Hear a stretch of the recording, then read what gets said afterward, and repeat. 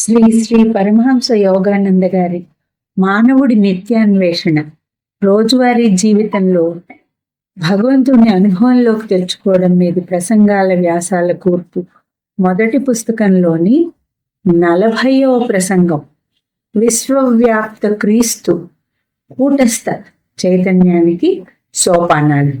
ఇది ఫిబ్రవరి 17న 1935లో ఇవ్వబడ్డ ప్రసంగం.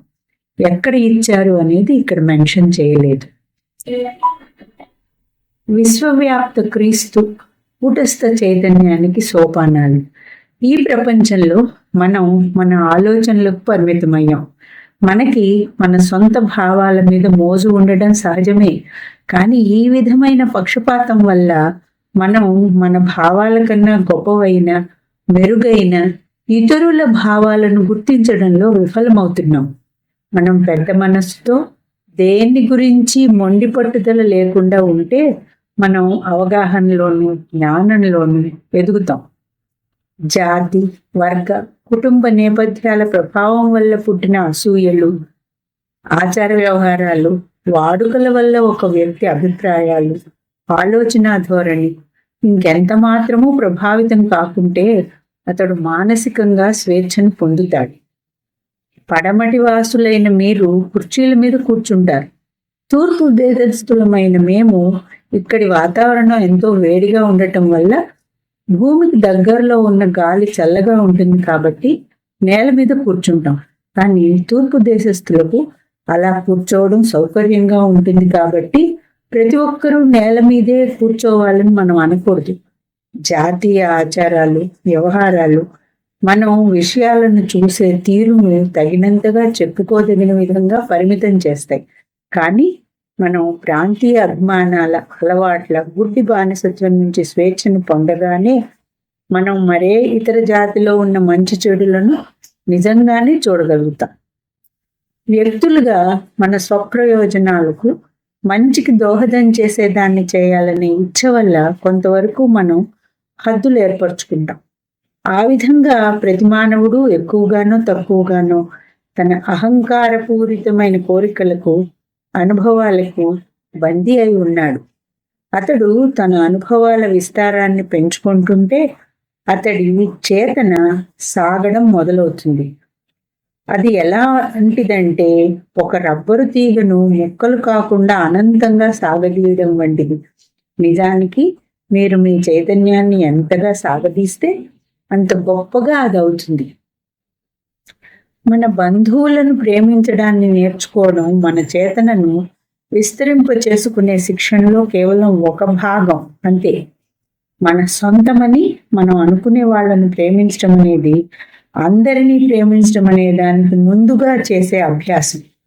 మనం మన కుటుంబ సభ్యులను, అపరిచితులను ఒకే విధంగా చూడడం నేర్చుకోవాలి. ఎందుకంటే అందరూ భగవంతుడి బిడ్డలే.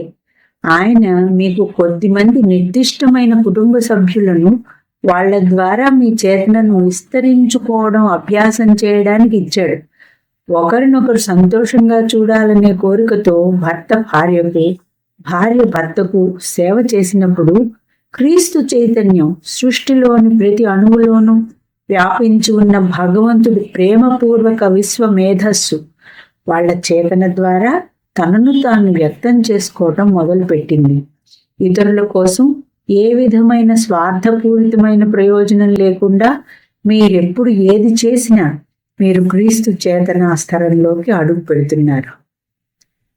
ఏది ఏమైనప్పటికీ మీరు మీ ప్రేమను మీ కుటుంబానికే పరిమితం చేసుకుంటే మీరు క్రీస్తు చేతన సామర్థ్యాన్ని అంతమటుకు మాత్రమే వ్యక్తం చేస్తున్నారు. మీరు మీ పొరుగు వాళ్లను మీ కుటుంబంలోని వాళ్ళలా ప్రేమించినప్పుడు మీ చేతన మరింత ఎక్కువగా విస్తరించి మీరు క్రీస్తు చైతన్యాన్ని వ్యక్తం చేస్తున్నారు. మీ సొంత ప్రియతముల పట్ల మీరు అనుభూతి పొందే ప్రేమనే జనులందరి పట్ల చూపగలిగితే మీరు మీకోసం ఏం చేసుకుంటారో దాన్ని ఇతరులకు కూడా చేయడానికి మీ ఆత్మ సంసిద్ధమైతే అప్పుడు మీరు ఖచ్చితంగా క్రీస్తు కూటస్థ చైతన్యాన్ని వ్యక్తం చేస్తున్నారు. స్వార్థపరత్వం అనేది ఒకరి సొంత ఆస్తులకు చెడు చేసేది. కాబట్టి ఏ సంబంధంలోనైనా పనిలోనైనా అది అవివేకమైన కార్యాచరణ విధానం అనిపించుకుంటుంది. నిస్వార్థపరత్వం ద్వారా చేతనను విస్తరింపజేసుకోవడానికి భారతదేశపు ఆచారాలు అనేక అద్భుతమైన అభ్యాసాలను ఇచ్చాయి. భర్త, పిల్లలు భోజనం చేసేదాకా తల్లి ఎన్నడూ ఆహారం తీసుకోదు. దాని ఫలితంగా వాళ్ళు ఆమె అంటే ఇష్టపడి ఎంపిక చేసిన చక్కటి రుచిగల ముక్కలను ఆమెతో పంచుకోవాలనే అభిమానంతో కూడిన కోరిక వాళ్లకు కలుగుతుంది. ఏది ఏమైనా కేవలం మీరు మీ పట్ల మీ సొంత ప్రియతములను గురించి మాత్రమే ఆతృత పడటం ఇంకా స్వార్థపరత్వమే అవుతుంది.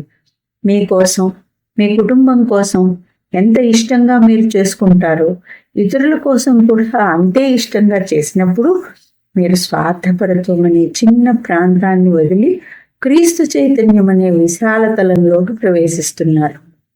కాబట్టి క్రీస్తు వంటి నిస్వార్థపరత్వానికి మొదటి మెట్టు ఏమిటంటే మీ పొరుగు వాళ్ళ ఆసక్తులను, సంక్షేమాన్ని మీ చేతనలో కలుపుకోవడం.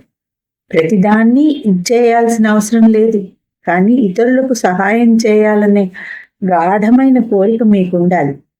శారీరకంగాను మానసికంగాను సంసిద్ధులై తద్వారా సందర్భం వచ్చినప్పుడు మీకు మీరు ఎలా చేసుకుంటారో మీ పొరుగు వారికి కూడా అదే విధంగా చేస్తారు. మీరు దాన్ని చేయగలరు, కానీ మీరు చేయరు. ఒక ఒంటరి వ్యక్తినో లేదా దోవలో దుఃఖిస్తున్న ఒక సోదరుడినో చూసినప్పుడు మీ హృదయం ఆ వ్యక్తి కోసం చేయి చాస్తే మీ చైతన్యం క్రీస్తు చేతనతో కలుసుకుంటుంది. మానవ ప్రేమకు దాని హద్దులు దానికి ఉన్నాయి. కుటుంబ భావన నా వాళ్ళు అనే దాంతో బంధింపబడింది.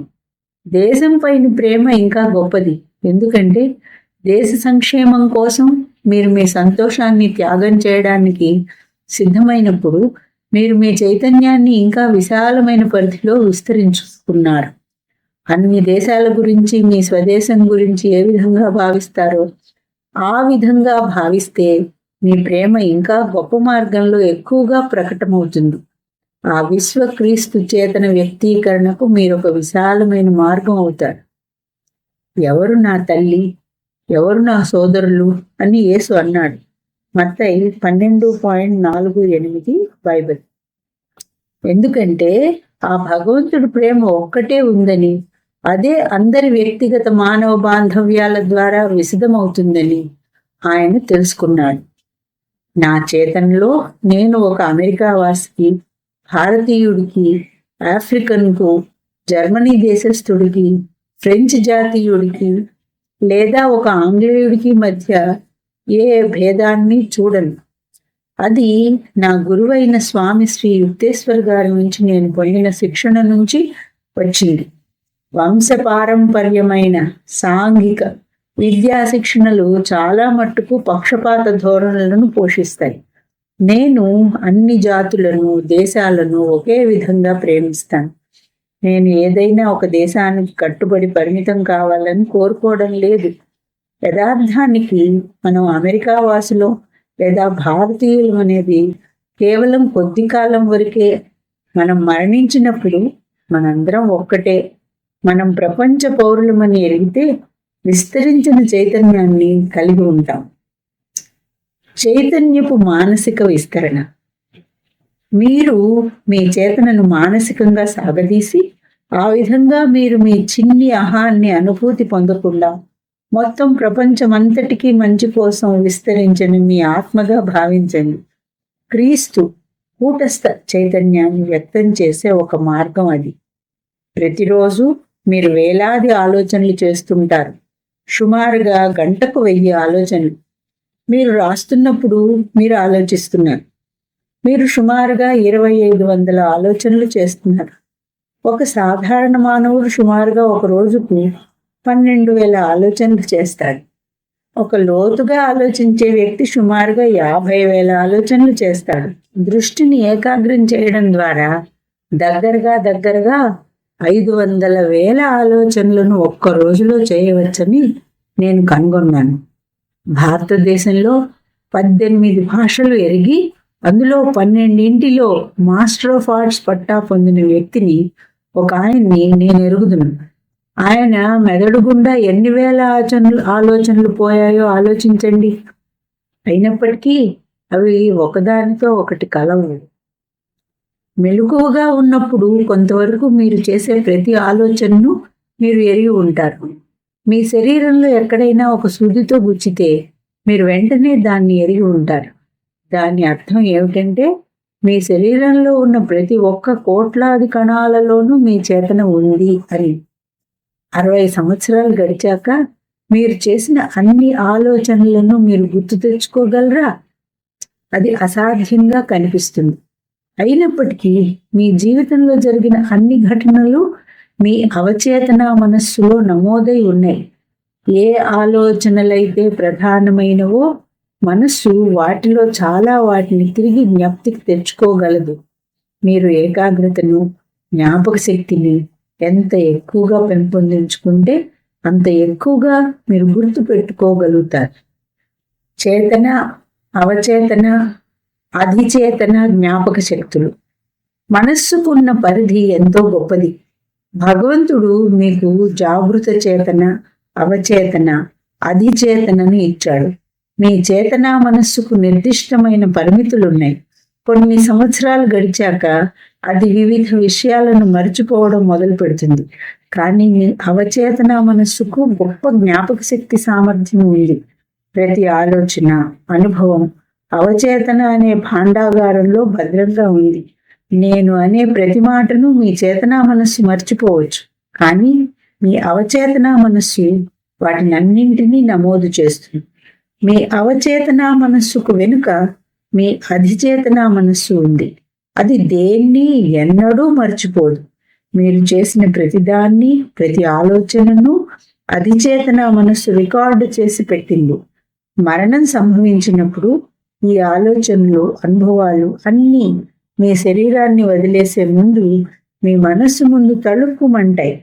ఏ అనుభవాలైతే బాగా బలమైనవో అవే వచ్చే జన్మలో మీ పరిసరాల్ని, అలవాట్లను నిర్దేశిస్తాయి. దీని గురించి ఫుట్నోట్లో ఈ విధంగా చెప్పారు. చనిపోయే ముందు ఒక మానవుడు ఏ ఆలోచనతో అయితే శరీరాన్ని విడిచిపెడతాడో, ఏ ఆలోచనలో అతడు ఎక్కువసేపు గడుపుతాడో అది అతడి తర్వాత స్థితిని నిర్ణయిస్తుంది అని భగవద్గీత 8వ అధ్యాయంలో చెప్పబడింది. అహంగా మీ చేతన మీ లోపల అంతటా వ్యాపించి ఉంది. కాబట్టి మీరు చేసే ప్రతి ఆలోచనలోనూ అది ఉంది. మీరు మీ చేతనను అహానికి ఆవలగా అధిచేతనలోకి విస్తరింపచేయగలిగితే ఆ స్థానం నుంచి అన్ని వేలాది ఆలోచనలు మీ చేతనా మనస్సు గుండా సాగడం మీరు గమనిస్తారు. అధిచేతనా మనస్సును వృద్ధి చేసుకున్న వాళ్ళు ఒక జీవిత కాలంలో చేసిన ఆలోచనలన్నింటినీ, గత జన్మలని కూడా గుర్తుపెట్టుకోగలుగుతారు. దివ్య జ్ఞాపకంలో దేన్ని మర్చిపోవడం అనేది ఉండదు. మన ఆలోచనలు వాస్తవమైనవి, అవి శాశ్వతమైనవి. ఈథర్ ఆకాశంలో ఎప్పుడూ ఉన్నాయి. ఈ భూమికి చెందిన శబ్దాలన్నీ కూడా మీ అధిచేతన మనస్సులో నమోదై ఉన్నాయి.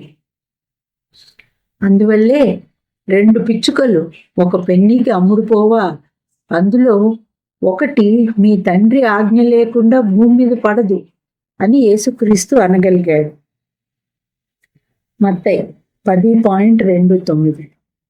1500 మిలియన్ల ప్రజలు ప్రతి ఒక్కరూ ప్రతిరోజు 12,000 ఆలోచనలు చేస్తున్నారనేది తలపోయండి. ఆ 100 కోట్ల ఆలోచనలను మీ చేతనే గనుక వాటన్నింటినీ ఎరిగి ఉంటే అప్పుడు మీరు సర్వజ్ఞమైన ఈ సృష్టిలోని ప్రతిదాన్ని యుక్తాయుక్త జ్ఞానంతో ఎరిగి ఉన్న క్రీస్తు చైతన్యాన్ని పొందుతారు. దేవుడు మనిషికి ఒక మానసికమైన అడ్డంకి ఇచ్చాడు. అందువల్ల ఇతరులెవ్వరూ అతడి ఆలోచనలను తెలుసుకోలేరు. మీరు అనేక మందితో కూడినప్పటికీ మీరు మీ ఆలోచనలతో ఒంటరిగా ఉన్నారు.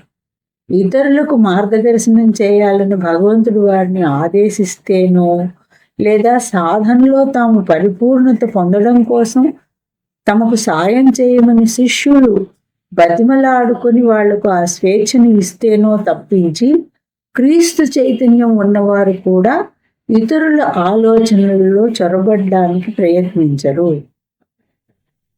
విశ్వవ్యాప్త క్రీస్తు కూటస్థ చైతన్యానికి సోపానాలలో మొదటి భాగం ఇక్కడ ఆపుదాం.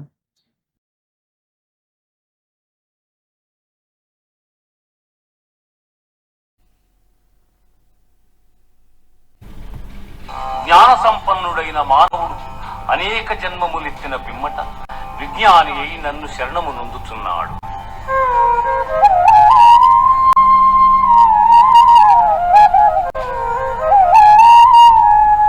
అంతకాలే చ మామేవా స్మరన్ ముక్త్వా కళేబరం యప్రయాతి సమద్భావం యాతి నాస్త్యత్ర సంశయః.